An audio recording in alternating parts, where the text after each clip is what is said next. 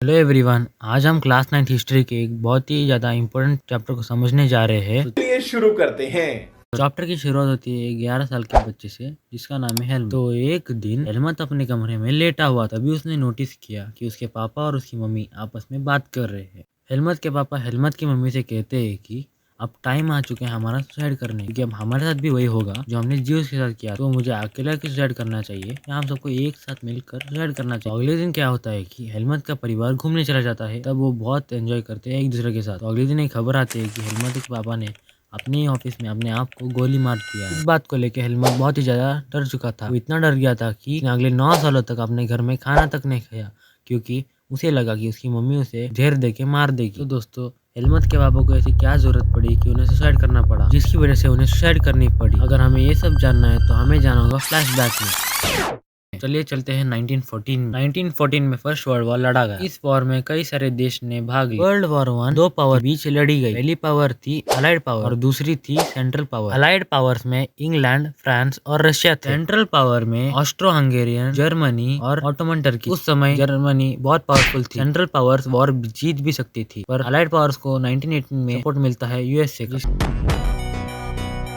की वजह से जर्मनी हार जाती है। इसका मतलब है कि जर्मनी का सबसे बड़ा कारण हारने का यूएसए था। जब जर्मनी वॉर हार जाती है तो वहाँ का एम्परर एब्डिकेट कर देता है, मतलब अपने पद को छोड़ देता है। जब राजा ने अपने पद छोड़ दी तो गवर्नमेंट तो बननी ही थी। जर्मनी में एक जगह था जिसका नाम था वेमर। वहाँ पर एक नेशनल असेंबली बनती है जिसे वेमर रिपब्लिक फॉर्मेशन बोलते हैं, और इसी के द्वारा जर्मनी में फेडरल स्ट्रक्चर और डेमोक्रेटिक कॉन्स्टिट्यूशन बनाया गया था। जैसे ही जर्मनी में डेमोक्रेटिक कॉन्स्टिट्यूशन बना, वैसे ही जर्मनी में डेमोक्रेसी आ गई, जिसकी वजह से लोग जर्मन पार्लियामेंट के अंदर मेंबर्स को इलेक्ट करने लगे। एक बात को याद रखना कि उस वक्त जर्मन पार्लियामेंट को रीचस्टैग बोला जाता था। अब आपको लग रहा होगा कि जर्मनी में डेमोक्रेसी आई, ये अच्छा ही हुआ, पर जर्मनी के लोगों को ये बिल्कुल पसंद नहीं आया, क्योंकि वेमर रिपब्लिक ने एक पीस ट्रीटी साइन करी थी, इसको हम ट्रीटी ऑफ वर्सलिस बोलते हैं। मतलब एक डील हुआ था जर्मनी और अलाइड पावर्स के बीच, जिससे जर्मनी के ऊपर बहुत सारी चीजें इम्पोज की गई थी। जर्मनी से बहुत सारी चीजें छीना भी गया, जैसे कि उनसे उनकी टेरिटरी छीनी गई थी, आयरन छीना गया था, कोल छीना गया था, यहाँ तक कि उनकी आर्मी भी छीन ली गई, क्योंकि अलाइड पावर नहीं चाहती थी कि जर्मनी कभी आगे और लड़ पाए। इन सब के अलावा जर्मनी को 6 बिलियन यूरो का कॉम्पेंसेशन देने के लिए भी फोर्स किया गया। जर्मनी में एक जगह थी रायनलैंड, जो कि फेमस थी रिसोर्सेस के लिए, वो भी छीन ली गई थी। तो वहाँ के जो लोग थे वो अलाइड पावर्स का तो कुछ नहीं कर सकते थे, तो वो सारा दोष गवर्नमेंट को दे रहे थे। इसलिए वहाँ के लोगों को वेमर रिपब्लिक पसंद नहीं था, ना कि उन्होंने वेमर रिपब्लिक को अडॉप्ट किया। बट थोड़े लोग थे जो वेमर रिपब्लिक को सपोर्ट करते थे। उन लोगों को नवंबर क्रिमिनल्स कहा जाता था, क्योंकि उन्होंने ही ट्रीटी ऑफ वर्सलिस में साइन करा था, और उन्होंने कब करा था 1918 के नवंबर मंथ में, इसीलिए इन्हें नवंबर क्रिमिनल्स बोलते हैं। वर्ल्ड वॉर 1 के कारण यूरोप के लोगों पर मेंटली और फिजिकली बहुत ही बुरा असर पड़ा था। यूरोप के कुछ देश जो कर्ज देते थे, आज उनकी हालत ऐसी है कि वो खुद ही कर्ज में डूबे हुए हैं। 1923 के अंदर जर्मनी में हाइपर इन्फ्लेशन हुआ था, मतलब जर्मनी में काफी ज्यादा महंगाई बढ़ गई। महंगाई इतनी ज्यादा बढ़ गई थी कि लोगों को एक ब्रेड के लिए नोटों के बंडल देने पड़ते थे। अब ऐसा क्यों हुआ? तो ऐसा इसलिए हुआ क्योंकि जर्मनी ने वॉर के लिए कर्ज लिया था। कर्ज इतना ज्यादा था कि वो उसे वापस नहीं कर पा रहे थे, जिस कारण से जर्मनी का गोल्ड स्टॉक भी खत्म हो चुका था। इसी बीच फ्रांस क्या करता है, जर्मनी का एक जगह है रूर, ऑक्यूपाई कर लेता है, जिसकी वजह से रिसोर्सेज की सप्लाई में गिरावट हो जाती है। तो जर्मनी की गवर्नमेंट अंधाधुंध करेंसी छापने लगती है, जिससे करेंसी की वैल्यू गिर जाती है और चीजों के दाम आसमान छूने लगते हैं। करेंसी की ओवर प्रिंटिंग की वजह से लोगों को एक छोटी चीज खरीदने के लिए भी नोटों के बोरे देने पड़ते थे, और इसी चीज को हाइपर इन्फ्लेशन कहा। और ऐसी कठिन सिचुएशन में जर्मनी का मदद अमेरिका करता है। यूएसए ने जर्मनी की मदद करने के लिए डाइवेस प्लान बनाया, जिसके तहत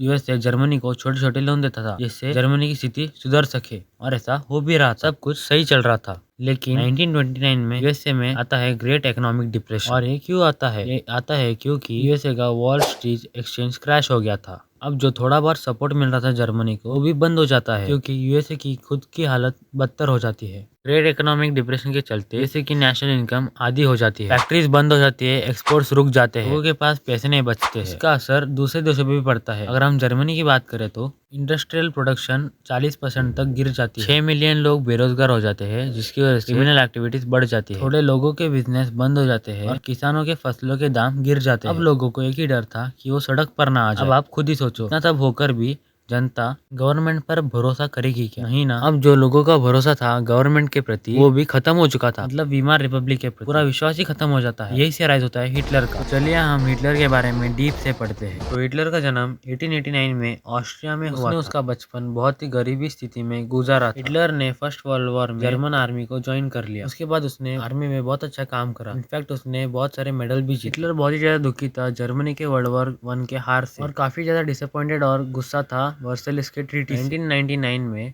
हिटलर एक पार्टी ज्वाइन करता है जिसका नाम था जर्मन वर्कर्स पार्टी। धीरे धीरे हिटलर उस पार्टी का हेड बन जाता है और फिर वो पार्टी का नाम बदल देता है और रखता है national socialist German workers party. यही पार्टी आगे जाके नाजी पार्टी कहलाती है। हिटलर और उसके पार्टी का काम करने का स्टाइल ही अलग था। उनका सल्यूट करने का भी तरीका अलग था और उनका सिंबल भी अलग था। कुछ इस तरीके का सिंबल था उनका। अब हम बात करते हैं कि नाजी पार्टी जर्मनी के पॉलिटिक्स में कैसे आई। Rise of Nazi party in German politics. तो होता क्या है कि 1928 के अंदर जर्मन पार्लियामेंट में इलेक्शन होता है जिसमें नाजी पार्टी बहुत बुरी तरीके से हारती है। उसको मात्र 2.6% वोट मिलते हैं जर्मनी पार्लियामेंट के अंदर। ऐसा होना नॉर्मल सी बात थी क्योंकि ना ही लोग हिटलर को जानते थे या फिर नाजी पार्टी को। पर 1929 के अंदर सिचुएशन कुछ अलग हो जाती है। तो 1929 के अंदर ग्रेट इकोनॉमिक डिप्रेशन आता है। तो इसके चलते लोग बहुत ज्यादा परेशान थे और इसी बात का फायदा उठाता है हिटलर। हिटलर लोगों को अपनी तरफ अट्रैक्ट करता है। हिटलर कहता है कि अगर तुम मुझे सपोर्ट करो और वोट करो इलेक्शन के अंदर तो मैं आपकी सारी समस्याओं को खत्म कर दूंगा। और इस तरीके की सारी बातें करता था हिटलर। और वैसे भी आप लोगों को पता होगा हिटलर बहुत ज्यादा पावरफुल स्पीकर था। वो इतनी गजब का स्पीकर था कि वो अपनी बातों से लोगों को बहुत जल्दी इन्फ्लुएंस कर देता था और उस चीज का इसे फायदा भी मिला। तो फाइनली 1932 के अंदर नाजी पार्टी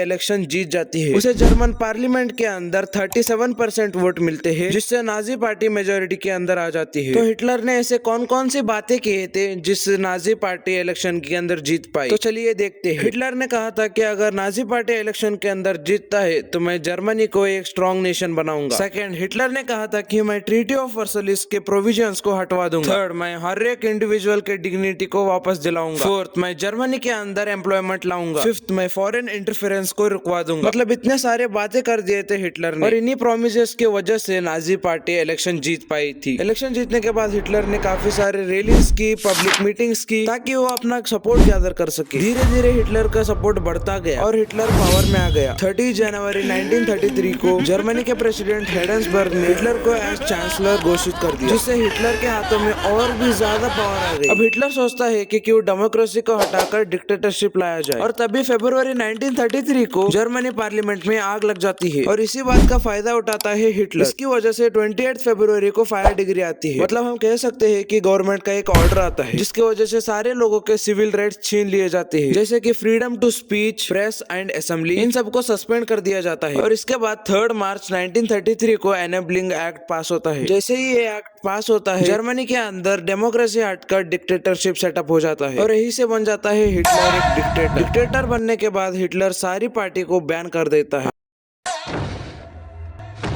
आखिरी में एक ही पार्टी बचती है जिसका नाम है नाजी पार्टी। मतलब जर्मनी एक सिंगल पार्टी कंट्री बन चुका था। तो दोस्तों जैसा कि हम जानते हैं हिटलर ने काफी सारे प्रोमिसेस किए थे जर्मनी को सुधारने के लिए और वो उन पे काम भी करता है। हिटलर एक इकोनॉमिस्ट को रेस्पॉन्सिबिलिटी देता है। वो उससे कहता है कि जाओ जर्मनी के इकोनॉमिक कंडीशन को सुधारो और इसके लिए जालमत सचिव 2 चीजों को एम करता है। पहली फुल प्रोडक्शन और दूसरी फुल एम्प्लॉयमेंट। क्योंकि अगर प्रोडक्शन को बढ़ाना और इसके लिए लोगों की जरूरत होगी जिससे एम्प्लॉयमेंट तो अपने आप ही जाएगा और इस प्रोजेक्ट के लिए गवर्नमेंट फंड देती थी और इसी प्रोजेक्ट की वजह से जर्मनी में सुपर हाईवेज और वोल्क्सवैगन के जैसे कार आ पाई थी। हिटलर ने काफी सारे चेंजेस किए फॉरेन पॉलिसीज के अंदर जैसे कि 1933 में हिटलर जर्मनी को विड्रॉ कर लेता है लीग ऑफ नेशन से। 1936 को हिटलर राइनलैंड को रीऑक्युपाई कर लेता है और 1938 में हिटलर ने ऑस्ट्रिया और जर्मनी को एक कर देता है by the slogan one people one empire and one leader. और इसके बाद हिटलर ने छोटे छोटे प्लेसेस को ऑक्युपाई करना शुरू कर देता है जैसे कि वो पहले ऑक्युपाई करता है सुदेनलैंड को। तो दोस्तों मैंने थोड़ी देर पहले बोला था एक इकोनॉमिस्ट के बारे में। हाँ वही जालमर सचिव। वो इकोनॉमिस्ट के साथ साथ एक अच्छा सा एडवाइजर भी था। वो हिटलर से कहता है कि यहाँ तुम देश के इकोनॉमी को सुधारना चाहिए और तुम वहाँ वॉर कर रहे हो, तुम्हें ज्यादा पैसे खर्च नहीं करना चाहिए इन सारी चीजों पे। हिटलर को ये सब पसंद नहीं आया। हिटलर को सिर्फ वॉर करना था। हिटलर को लगता था कि मैं अपने कंट्री को डेवलप क्यों करूं जबकि मैं दूसरे डेवलप्ड कंट्री को ऑक्युपाई कर सकता हूँ। जालमर को हिटलर की बातें पसंद नहीं आती। जिससे वो हिटलर को सपोर्ट करना छोड़ देता है और जो हिटलर रहता है वो इकोनॉमिक क्राइसिस को ओवरकम करने के लिए वॉर लड़ने लगता है। 1 सितंबर 1939 को जर्मनी पोलैंड पे हमला कर देता है और साथ में उसको ऑक्युपाई भी कर लेता है। इसको देखकर फ्रांस और इंग्लैंड को अच्छा नहीं लगता और वो साथ मिल जाते हैं और यही से जर्मनी के साथ जंग छिड़ जाता है और यही से शुरू होती है सेकेंड वर्ल्ड वॉर। फिर सितंबर 1940 में एक ट्रिपटाइट पैक्ट साइन होता है जिसमें इटली और जापान जर्मनी को सपोर्ट करता है वर्ल्ड वॉर सेकेंड लड़ने। मतलब एक तरफ हो गया था फ्रांस एंड इंग्लैंड और दूसरी तरफ जर्मनी, इटली एंड जापान। तो दोस्तों अब मैं डायग्राम की मदद से समझाऊंगा एग्जैक्टली क्या हुआ था वर्ल्ड वॉर सेकेंड में। जैसे कि अब तुम मान लो ये जर्मनी है, ये इंग्लैंड है और ये रशिया है। तो दोस्तों होता क्या है कि जून 1941 को हिटलर रशिया पे अटैक कर देता है। ये हिटलर का बहुत ही बुरा डिसीजन था क्योंकि जर्मन वेस्टर्न बाउंड्री पे इंग्लैंड का बॉम्बिंग झेल रहा था और इधर ईस्टर्न बॉर्डर पे सोवियत यूनियन को, और रशिया जर्मनी को ईस्ट बाउंड्री पे बहुत बुरी तरीके से हराती है। और दूसरी तरफ यूएसए वर्ल्ड वॉर सेकंड लड़ना नहीं चाह रहा था क्योंकि उन्हें वर्ल्ड वॉर फर्स्ट से बहुत सारा नुकसान हुआ था। वो लोग उसे फिर से दोहराना नहीं चाहते थे पर यूएसए अपने आप को रोक नहीं पाती क्योंकि जापान जो है अपनी ईस्ट की तरफ पावर बढ़ाती जा रही थी। तो दोस्तों होता क्या है कि जापान यूएसए के